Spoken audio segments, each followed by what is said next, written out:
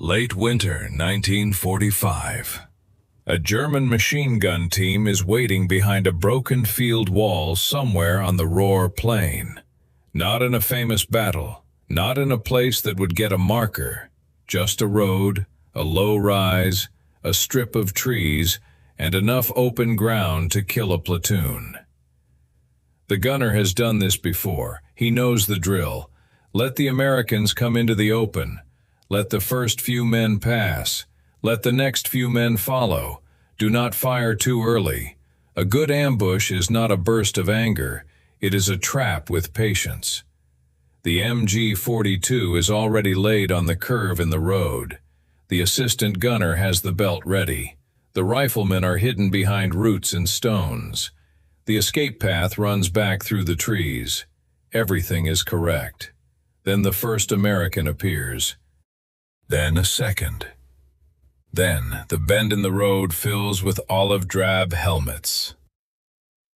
The German squad leader drops his hand. The machine gun tears the road apart. 2 Americans go down at once. The rest hit the dirt. And for one heartbeat, the German squad gets exactly what it expected. Shock. Confusion. Men trying to understand where death is coming from. That heartbeat is what the ambush was built to exploit. Then it disappears. The return fire comes back almost instantly. Not one rifle, not a brave man firing early. All of them. The Americans are flat on the ground, but their rifles are already working, fast, aimed, relentless. The wall begins to chip. Dust jumps off the stones. The gunner ducks down, curses, and tries to lift his head. Before he can settle back behind the sights, a heavier rhythm joins the rifles. Now the loader is pressed into the dirt. The gun has lost its aim. The hidden German position is no longer the mouth of the trap. It is the target. And somewhere behind the Americans, a man the Germans have not seen is already speaking into a radio. He is not asking for permission. He is not waiting for the firefight to be decided. He is giving coordinates. Less than 3 minutes after the first German shot, the shells are already in the air. That is the part German infantry never got used to. The ambush was supposed to begin a clock. Against the Americans, it did. But the clock was not counting down for the men in the road. It was counting down for the men who fired first.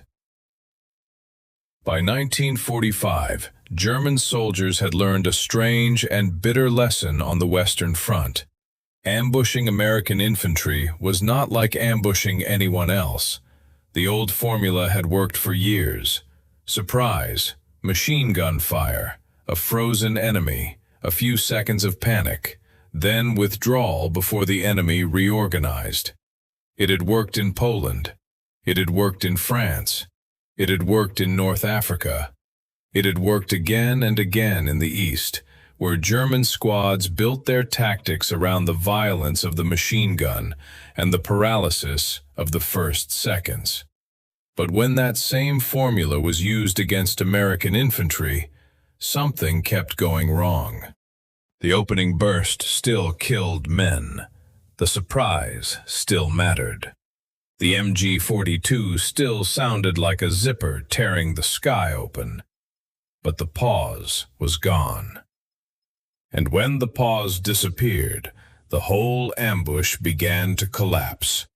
To understand why, you have to stop thinking about an ambush as a shooting technique.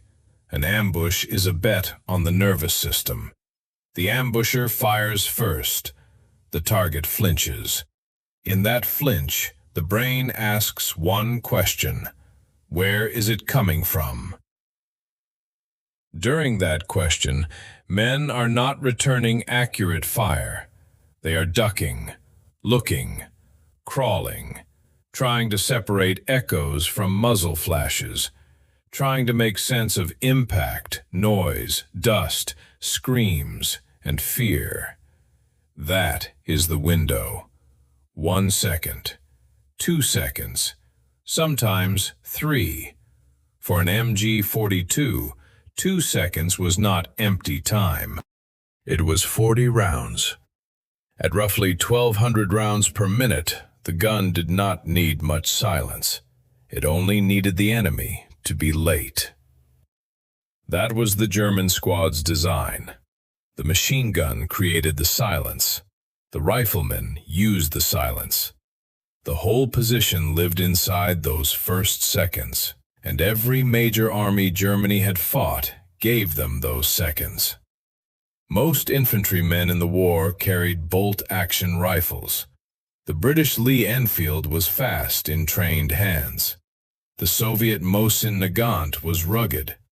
The German Karabiner 98K was accurate. But all of them forced the shooter into the same rhythm. Fire, work the bolt, find the target again, fire again. A trained rifleman could be deadly, but he could not make the first seconds loud enough by himself. The American rifleman could. The M1 Garand changed the first seconds of a firefight, not because it made every American a hero, not because the rifle was magic, because it removed emotion at exactly the moment that motion mattered most. After the shot, the rifle cycled itself. The spent case was ejected, the next round chambered. The shooter's cheek stayed on the stock, his eye stayed near the sight, his hands stayed where they were. Fire, recover, fire again. That small mechanical difference changed the arithmetic of the ambush. A German rifleman with a bolt-action weapon might put 10 or 15 aimed rounds downrange in a minute under combat conditions. A trained American with a Garand could produce several times that rate without leaving the sight picture. Now multiply it by a squad. 8 riflemen with semi-automatic rifles did not sound like 8 bolt-action rifles. They sounded like a much larger unit. To the men behind the wall, the math did not make sense. German prisoners kept making the same mistake. They would report that they had been hit by a company when they had actually engaged a platoon. They would describe automatic weapons where there had been only rifles. They were not inventing excuses. They were counting the noise through the logic of their own weapons. And by that logic, the Americans sounded impossible. Think about the German gunner. He has fired first. He has the better position. He has surprise. He has the weapon his whole squad is built around. Then, almost immediately, the whole road starts shooting back at him. The muzzle flashes are not in one place. They are spread across the ditch, the roadside, the shallow depressions, the broken fence line. Every American who survived the first burst is now contributing to the problem. The MG-42 still fires faster than any one rifle, but it is one gun, one arc, one crew, one muzzle flash. The American fire is distributed. That is the first reason the German ambush started to fail. There was no longer enough silence. But silence was only the first layer. The Germans could survive return fire. They had done it for years. If the American rifles slowed for a reload, or if the men in the road stayed pinned, the gun could come back up. The ambush could resume. The riflemen could shift. The squad could withdraw. That was how the machine gun system was supposed to breathe. Against American infantry, it did not get to breathe. Because while the Garands were erasing the pause, the Browning automatic rifle was turning that pause into movement. The BAR was not a belt-fed machine gun. It was not as terrifying as the MG-42. It fed from a 20-round magazine. It was heavy, awkward, and it had limits. But inside the American squad, it did something decisive. It held the enemy's head down long enough for other men to move. That sounds simple. It was not simple. In a firefight, movement is the price of survival. A pinned squad that cannot move is only waiting to be finished. A defending squad that cannot stop movement is losing the fight even if it fired first. The American answer to an ambush was not merely to shoot back. It was to split the German attention. One part of the squad poured fire into the suspected position. The BAR hammered the muzzle flashes, the hedgerow gap, the wall, the bunker slit, the edge of the trees. The other men began moving. Forward, sideways, around.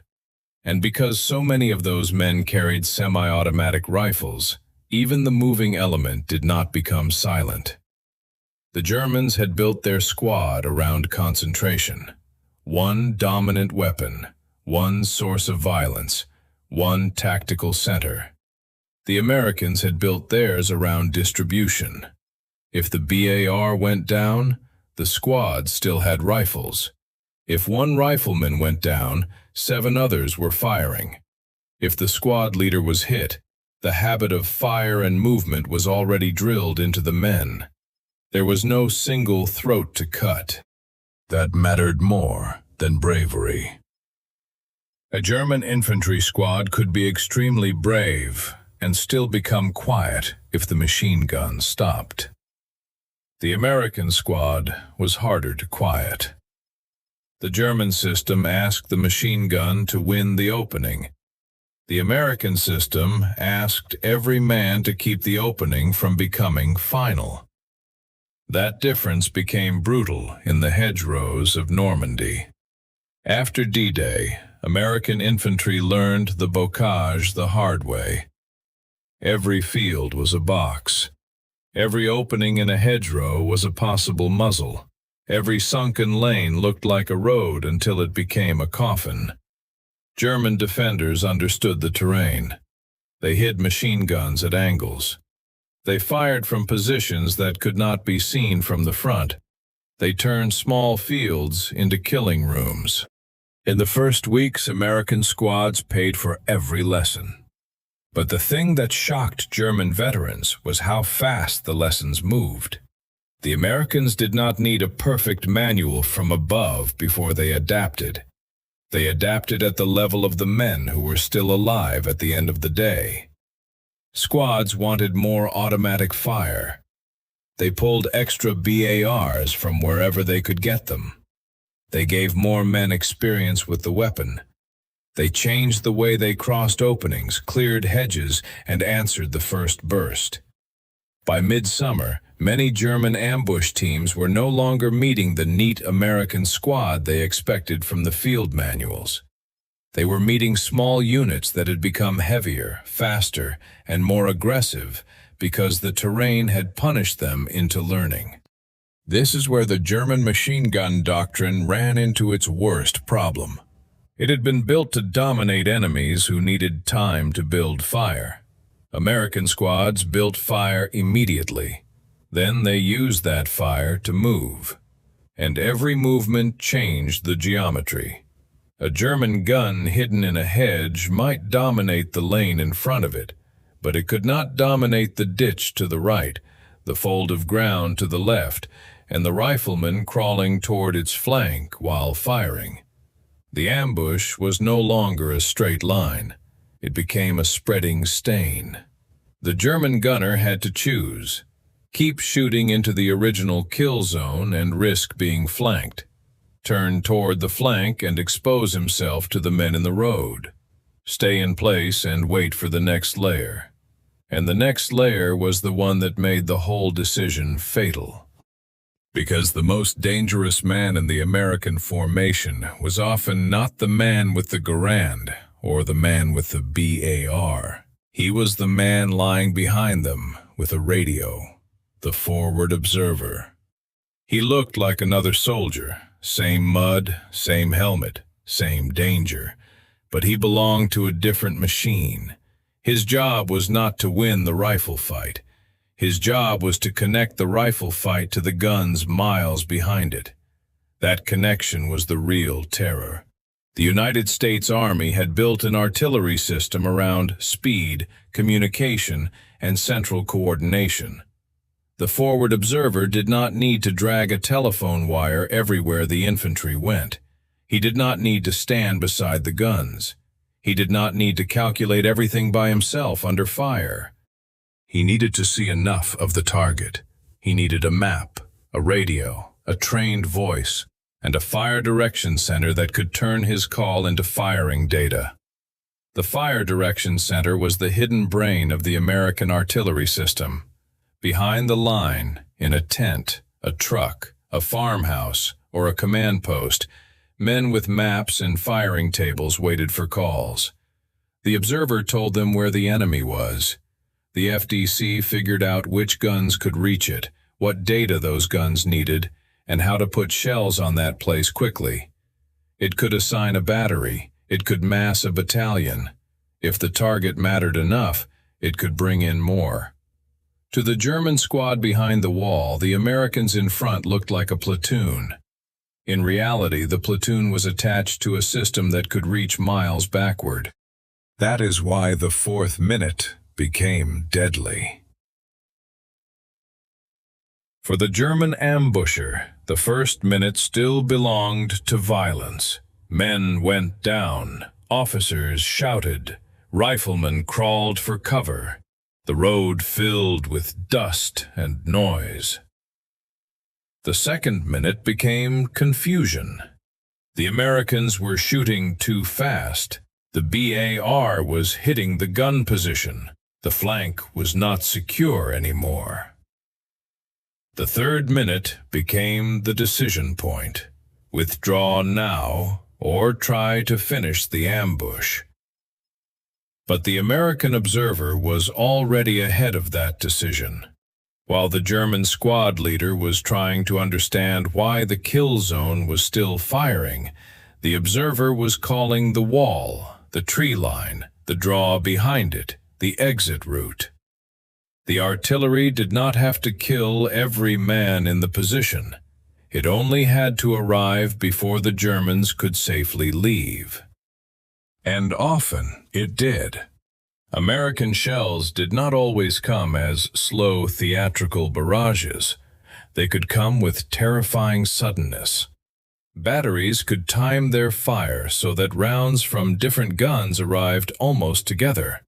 No long warning, no generous first shell, no slow invitation to run. Just a piece of ground that had been safe a moment earlier becoming uninhabitable. That was the true reversal. The ambush was supposed to trap the men who walked into it. Instead, it fixed the ambushers in a place the artillery could find. The longer the Germans stayed to exploit their own surprise, the better the American system located them.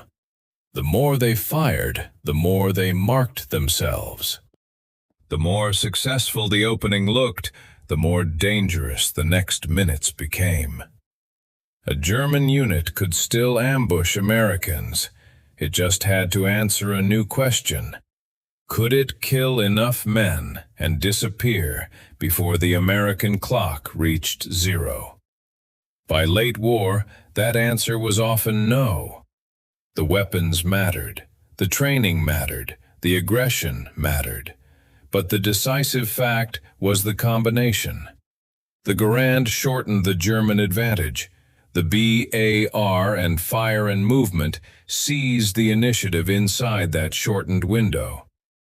The forward observer turned the ambush position into a target before the Germans could reset. 3 layers, seconds, half a minute, 3 minutes.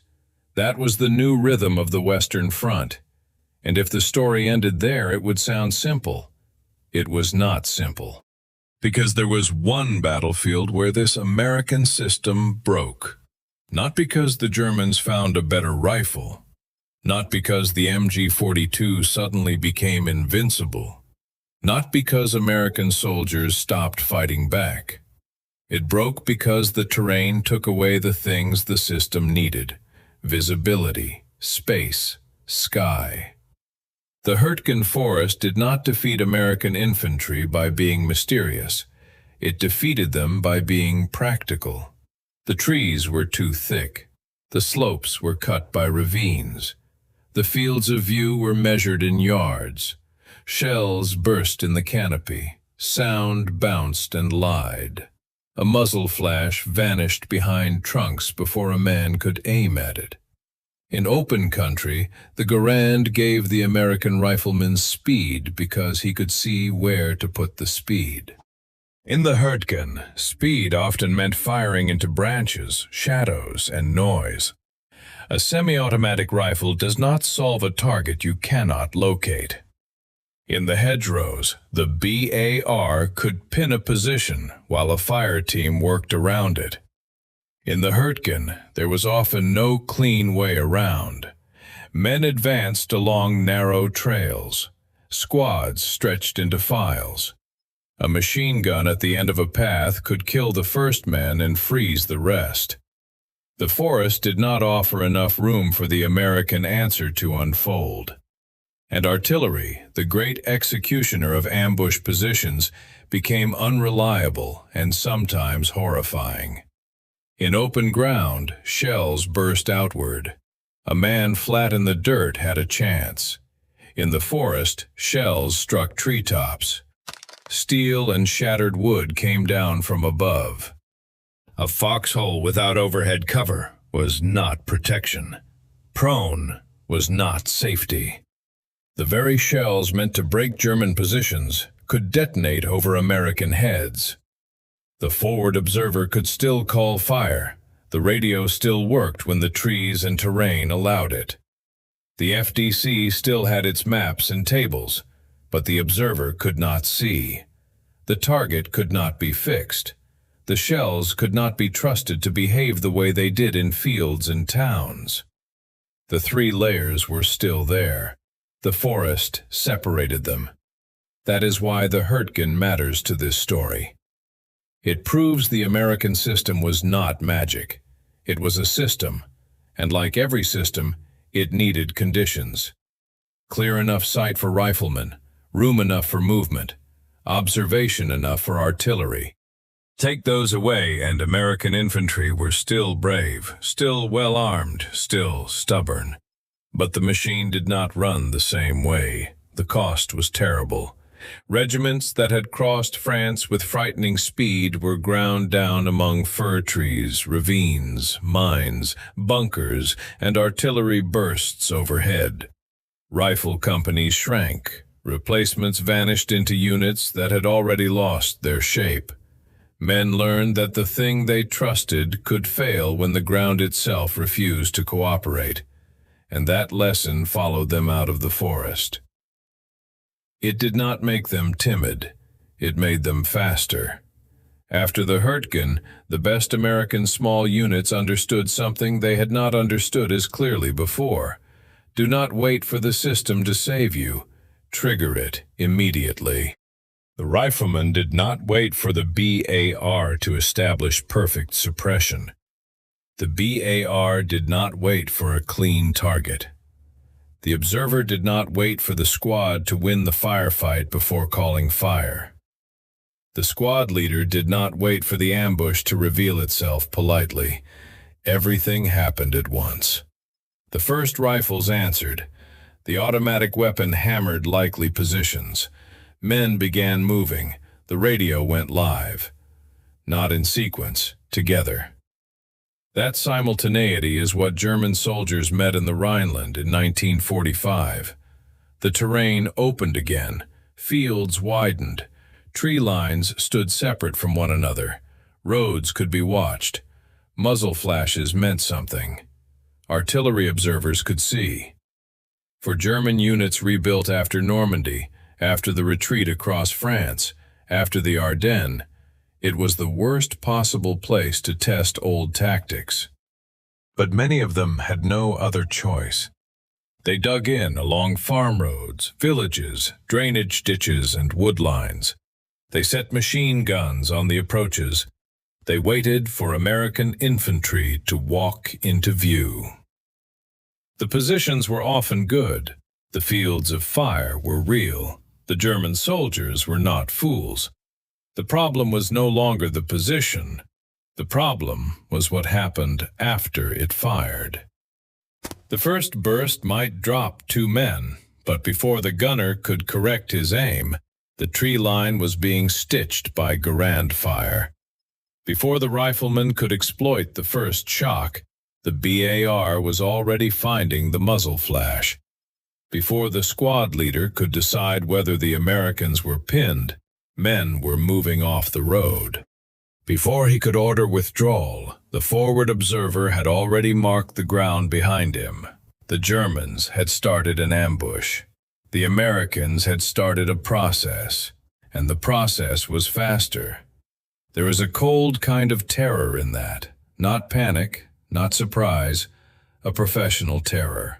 The realization that your doctrine still works in the first seconds, but those seconds no longer decide the fight. You can fire first and still lose the initiative. You can choose the ground and still become fixed on it. You can kill men and still be destroyed by the response your own gunfire summoned. That is why some German officers became cautious about initiating contact with American infantry late in the war. They were not suddenly afraid of rifles alone. They were afraid of the chain behind the rifles. The rifle shot that exposed the muzzle flash, the BAR burst that held the gunner down, the flank movement that denied withdrawal, the radio call that brought guns onto the escape route. A German squad could understand the men in front of it. It could not always see the system around them until it was too late. The purest example of that system under pressure did not happen in the Rhineland. It happened months earlier in Normandy, on a hill outside Mortagne. Hill 314. In August 1944, Hitler ordered a counterattack toward Avranches. The German plan was ambitious, desperate, and dangerous. If German armor could cut the American corridor, the breakout from Normandy might be slowed or broken. On Hill 314, men of the 30th Infantry Division found themselves on ground that suddenly mattered to the whole campaign. They were surrounded. They were short of supplies. They were pounded by artillery and direct fire. German infantry and armor pressed in from the slopes below. The hill should have fallen. It did not. Part of the reason was the riflemen around the perimeter. Part of the reason was the automatic weapons. Part of the reason was leadership, stubbornness, fear, discipline, and the simple fact that men who cannot leave sometimes discover they can endure more than they believed. But the man who turned endurance into survival was a forward observer. Lieutenant Robert Weiss lay near the crest with a radio and a map. For days he called fire. When German troops formed below the hill, he called it in. When they shifted, he shifted fire. When one battery was not enough, he asked for more. When the enemy came too close, the artillery came closer too. At times, the guns were firing so near the American perimeter that the difference between rescue and disaster was measured in yards. That is what the American system could do when the observer survived, the radio held, and the guns could be coordinated.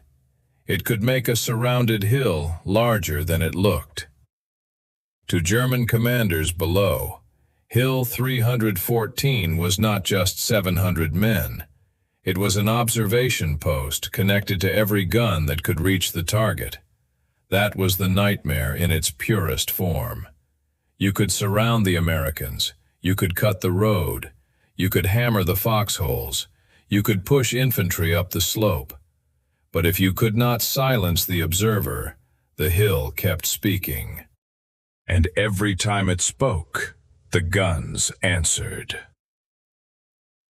Now return to the smaller ambush, the wall, the bend in the road, the squad in the trees. That little German position was not Hill 314. It was not part of a great counterattack. It did not decide a campaign, but the same logic reached it. The German squad thought it was engaging the visible Americans. The visible Americans were only the front edge.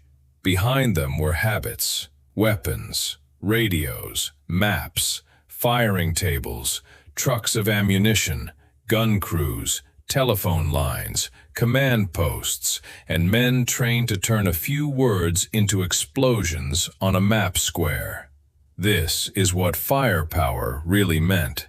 Not just more guns, not just louder weapons, organization. The American riflemen did not need to understand all of it. Most of the men in the ditch did not know the mathematics inside the FDC. They did not know which battery would answer. They did not know the exact route from the observer's voice to the gun line. They knew the practical truth. When the radio man did his job, the ground behind the enemy changed. That knowledge changes how a man fights. He can answer faster because he believes the answer will be supported. He can move because he believes the enemy will be suppressed. He can hold a ditch under fire because he has seen what happens after the coordinates go out. Trust is a weapon when the system deserves it, and by 1945, American infantry had learned to trust the clock. Not blindly.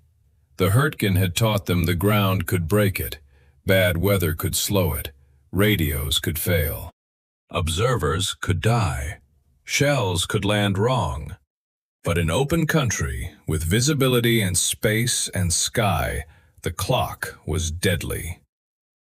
The German ambush began with surprise. The American response began with faith in a chain. That is why the old ambush equation failed.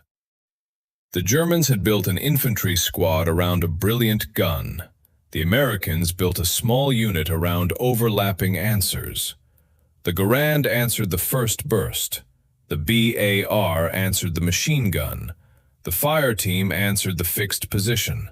The observer answered the escape route. The artillery answered time itself. No single piece explains it. Take away the Garand, and the first pause gets longer. Take away the BAR, and suppression becomes fragile. Take away fire and movement, and the squad stays pinned.